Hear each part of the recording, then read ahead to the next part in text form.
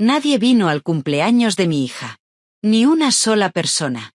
No hubo excusas, no hubo mensajes de última hora, no hubo llamadas diciendo lo siento, no llegamos. Solo estábamos Paula y yo, sentadas frente a un pastel demasiado grande para dos, en un salón silencioso decorado con globos que yo misma había inflado. Paula sopló las 8 velas con una sonrisa forzada, de esas que los niños usan cuando no quieren que su madre se sienta mal. En ese momento entendí que algo en mi vida se había quebrado, y no solo por ese cumpleaños vacío. Mi nombre es Elena Morales, tengo 34 años, soy madre soltera y hasta hace muy poco era simplemente una mujer intentando mantenerse a flote en una ciudad que no perdona la debilidad. Nunca imaginé que todo cambiaría por un mensaje de texto, una visita a un banco y una humillación pública que marcaría un antes y un después en mi historia. Si alguna vez te hicieron sentir pequeña cuando más necesitabas ayuda, quédate conmigo, porque esto no termina como empezó. Durante 12 años fui maestra de primaria. Enseñaba a niños pequeños, de esos que todavía creen que el mundo es justo y que los adultos siempre tienen respuestas. Mi aula estaba llena de carteles hechos a mano, dibujos torcidos y mesas marcadas por el uso de generaciones de alumnos. Yo amaba ese lugar. Enseñar no era solo mi trabajo, era mi identidad. Paula creció entre esos pasillos. Muchas tardes se sentaba al fondo del aula mientras yo corregía cuadernos, coloreando en silencio. Éramos un equipo, y nuestra vida, aunque sencilla, tenía equilibrio. Todo se vino abajo hace 3 meses. Una mañana la directora me llamó a su despacho. Tenía la voz temblorosa y una carpeta apretada contra el pecho. Me explicó que el presupuesto del distrito había sido recortado, que algunos programas se mantenían y otros no. Arte y música sobrevivían. Varios maestros de aula, no. Yo estaba en la lista. Así, sin más, perdí mi trabajo. Perdí la estabilidad. Perdí la seguridad que creía tener. Buscar empleo siendo madre soltera fue mucho más difícil de lo que imaginé. Cada entrevista terminaba igual. O ya habían elegido a otra persona, o necesitaban disponibilidad total, horarios imposibles, tardes y fines de semana. Mientras tanto, las facturas seguían llegando, indiferentes a mis esfuerzos. El alquiler, la luz, el agua, la comida, el comedor escolar. Mi cuenta bancaria se vaciaba poco a poco, como si alguien hubiera dejado un grifo abierto que no podía cerrar. Intenté proteger a Paula de todo eso. Sonreía más de lo que sentía, pero los niños siempre se dan cuenta. Un día llegó a casa con una hoja arrugada en la mano. Era la autorización para una excursión escolar al Museo de Ciencias. Costaba 100 euros. Mamá, todos van a ir, me dijo con los ojos llenos de ilusión. Miré el papel y sentí un nudo en el estómago. 100 euros. En ese momento, bien podían haber sido 1000. Revisé mi cuenta esa noche. Apenas quedaba dinero para pasar la semana. Las tarjetas estaban al límite. Pedir ayuda a amigos ya me pesaba. Y pedir ayuda a mi familia significaba enfrentar algo que llevaba años evitando. Mi hermana menor, Valeria Morales. Desde niñas, nuestra relación había sido una competencia constante. Si yo hacía algo bien, ella tenía que hacerlo mejor. Si yo destacaba, ella necesitaba sobresalir. Nuestros padres siempre admiraron su ambición, su disciplina, su carrera. A mí me decían que enseñar estaba bien, pero que no era una profesión de verdad.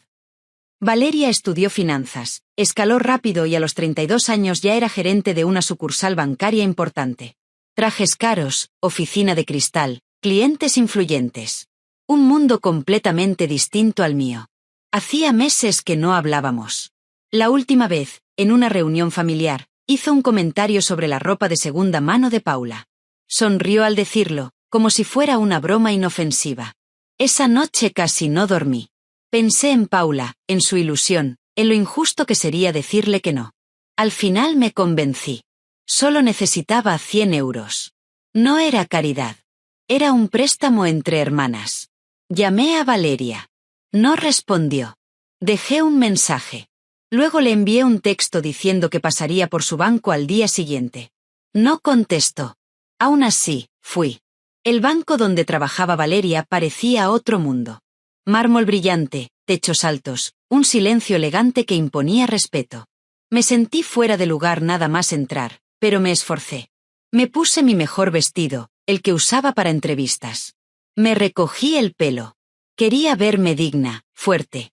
La recepcionista reconoció mi nombre y me pidió que esperara en una zona abierta, frente a varios escritorios. No en un despacho privado. En ese momento supe que algo no iba bien. Cuando Valeria salió, todos la miraron. Caminaba con seguridad, tacones firmes, traje impecable.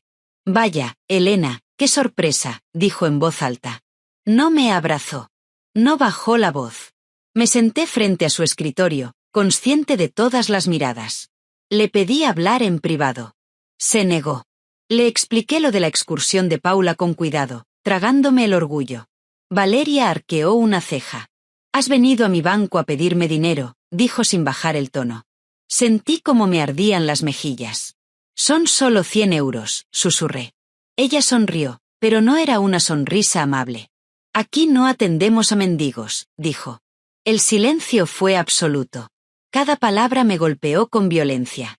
Intenté explicarme, decir que era para la educación de su sobrina. Valeria suspiró, exagerada. «Por eso estás como estás, Elena. Malas decisiones. Mala planificación. Si hubieras elegido una carrera de verdad». No la dejé terminar. Me levanté con las piernas temblando. «Ya encontraré una solución», dije. Salí del banco con la cabeza alta, aunque por dentro me estaba desmoronando. Dentro del coche lloré como no lo había hecho en años. No solo por el dinero, sino por la humillación, por entender que para mi propia hermana yo no valía nada. Justo entonces, mi teléfono vibró. Era un mensaje de un número que no veía desde hacía mucho tiempo. En ese instante, sin saberlo aún, mi vida estaba a punto de cambiar para siempre. El mensaje que apareció en mi pantalla llegó justo cuando intentaba recomponerme.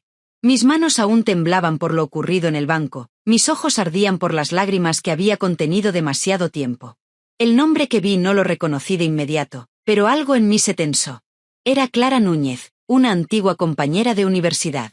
No hablábamos desde hacía años. El mensaje era breve, casi urgente. «Elena, por favor, revisa tu correo y llámame en cuanto puedas. Es importante. Tiene que ver con tu abuela Mercedes».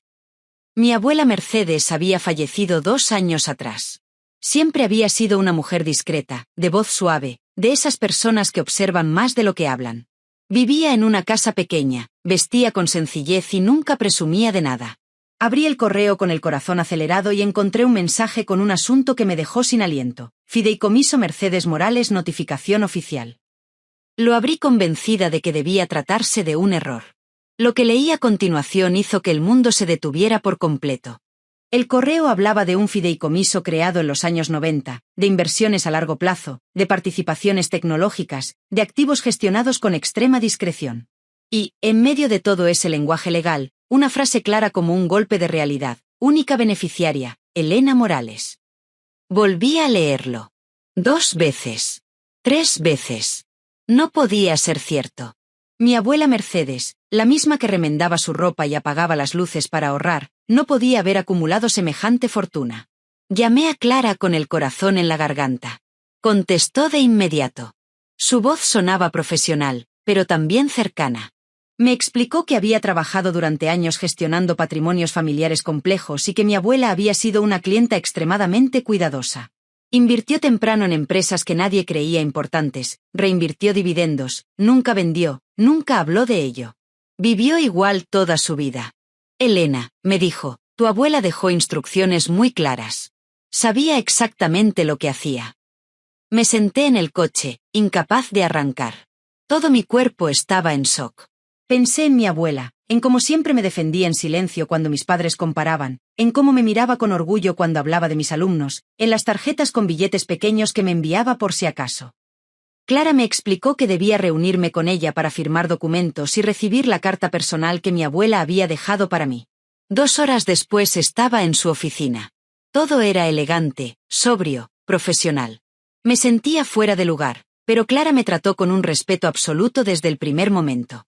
Antes de hablar de números, me entregó un sobre. Mi nombre estaba escrito con la letra inconfundible de Mercedes. La carta me hizo llorar como una niña. Mi abuela hablaba de mí, de cómo había visto siempre mi fortaleza silenciosa, de cómo había observado la dinámica familiar sin intervenir, de cómo sabía que el dinero podía sacar lo peor de algunas personas y lo mejor de otras. Decía que confiaba en mí, no por ambición, sino por valores. Que ese dinero era una herramienta, no una recompensa. Que esperaba que lo usara con conciencia. Cuando terminé de leer, Clara me explicó la estructura del fideicomiso. No tendría acceso inmediato a todo, pero sí a una cantidad suficiente como para cambiar mi vida por completo. Legalmente, podía solicitar transferencias enormes si lo deseaba. Salí de esa oficina sintiéndome la misma persona, y al mismo tiempo, completamente distinta. Esa noche casi no dormí. Miré a Paula dormir y sentí una mezcla de alivio, incredulidad y una calma nueva. Ya no se trataba solo de sobrevivir. Pero junto a esa calma, apareció un recuerdo insistente, la sonrisa de Valeria en el banco, su voz diciendo mendiga, las miradas de los empleados. Algo dentro de mí se endureció. No quería venganza, pero sí quería justicia. Quería que entendiera lo que se siente cuando alguien te humilla desde una posición de poder. A la mañana siguiente tomé una decisión. Volví al banco. Esta vez, todo fue distinto desde que crucé la puerta. Me había arreglado con cuidado, no por vanidad, sino por seguridad. El guardia me saludó. La recepcionista me sonrió con nerviosismo. Pedí ver a Valeria. Cuando salió de su despacho, me miró con sorpresa. Elena, te ves diferente, dijo, estirando la mano como si el día anterior no hubiera existido. Le pedí hablar en privado. No tuvo opción. Dentro de su despacho, me disculpé por la visita inesperada. Ella sonrió con condescendencia. Me ofreció un café. Entonces coloqué la carpeta sobre su escritorio.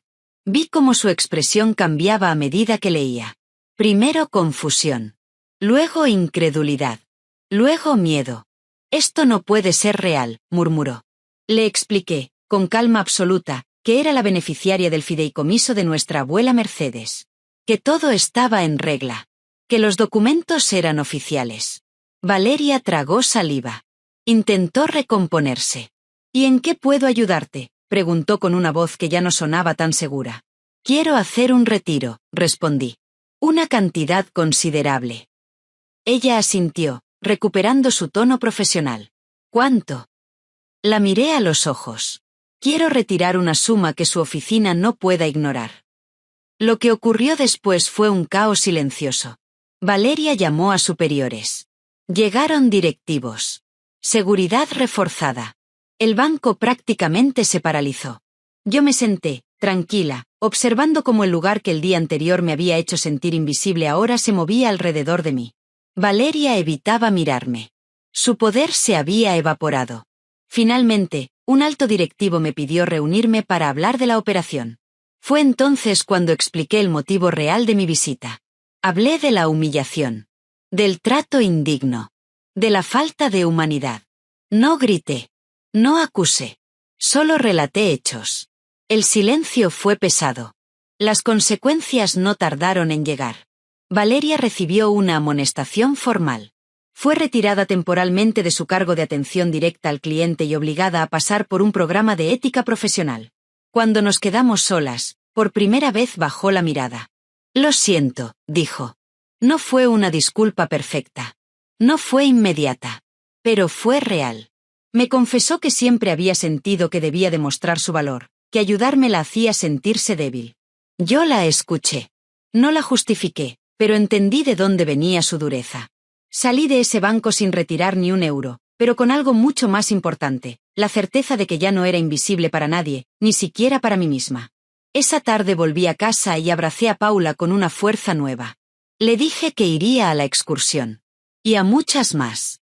Mientras la veía sonreír, supe que el verdadero cambio no era el dinero. Era la libertad de no volver a sentirme pequeña jamás. No retiré ni un solo euro del banco aquel día. Y durante mucho tiempo pensé que esa decisión había sido lo más importante que hice. Pero con el paso de las semanas entendí que lo verdaderamente decisivo ocurrió después. Cuando regresé a casa, cerré la puerta, apoyé la espalda contra ella y respiré profundamente, como si por primera vez en años pudiera hacerlo sin miedo. Miré a Paula dormida en su cama, abrazando su muñeco favorito, y sentí algo que no había sentido en mucho tiempo: paz. No una paz perfecta, sino una paz honesta, nacida de saber que ya no estaba atrapada. Durante años viví pidiendo permiso para existir. Permiso para elegir una carrera que amaba. Permiso para criar a mi hija sola. Permiso para no medir mi valor en cifras, cargos o estatus. Aguanté comparaciones, silencios incómodos y desprecios disfrazados de consejos porque creía que no tenía alternativa. Ese día comprendí que nunca fue verdad. Siempre tuve una opción. Solo que no me habían enseñado a verla. Los días siguientes fueron emocionalmente confusos. Valeria no me llamó de inmediato. Mis padres sí. La noticia del fideicomiso llegó a ellos más rápido de lo que esperaba. Primero hubo incredulidad, luego preguntas incómodas y finalmente una amabilidad repentina que me resultó difícil de procesar.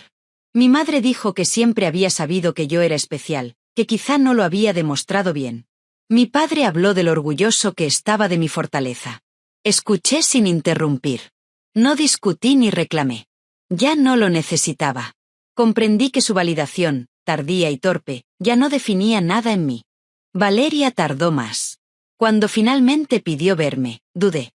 No porque aún estuviera enfadada, sino porque tenía miedo de volver a abrir una herida que apenas comenzaba a cerrar. Aún así acepté. Nos encontramos en una cafetería pequeña, lejos de oficinas, trajes caros y paredes de cristal. Ella llegó antes que yo. No llevaba maquillaje llamativo ni ropa elegante. Parecía cansada. Humana. Me dijo que había pasado noches sin dormir desde el incidente del banco. Que enfrentarse a la posibilidad real de perder su posición la obligó a mirarse al espejo sin disfraces. Me confesó algo que nunca había dicho en voz alta.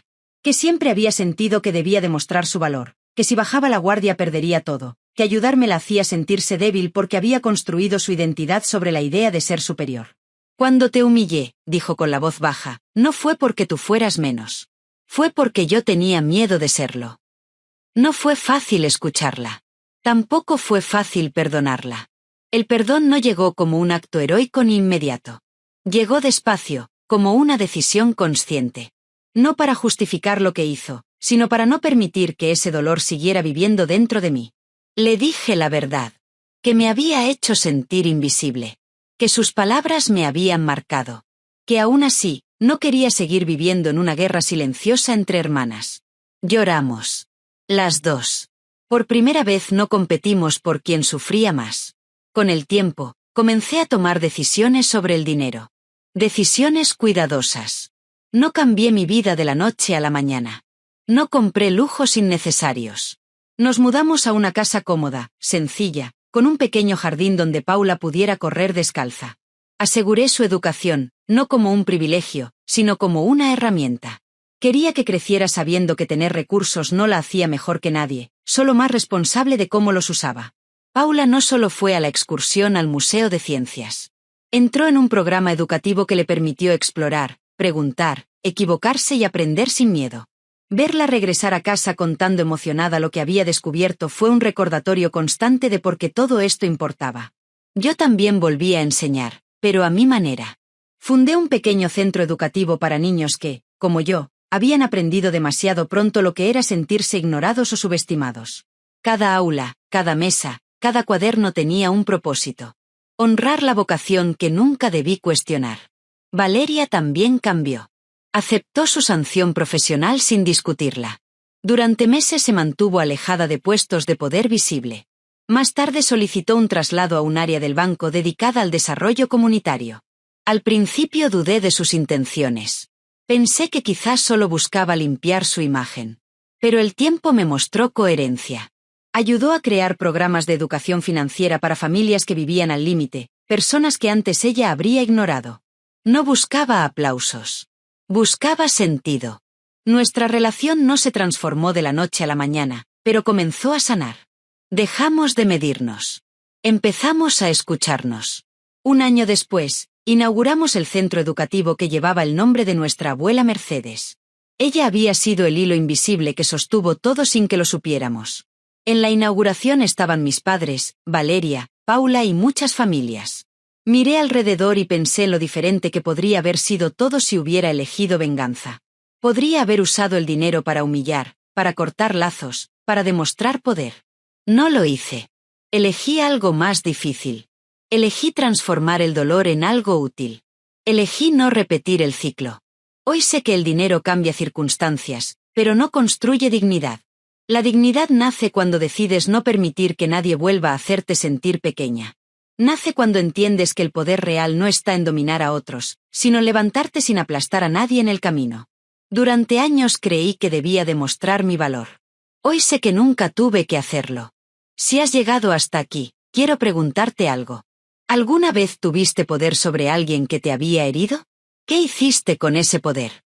Me encantaría leerte en los comentarios.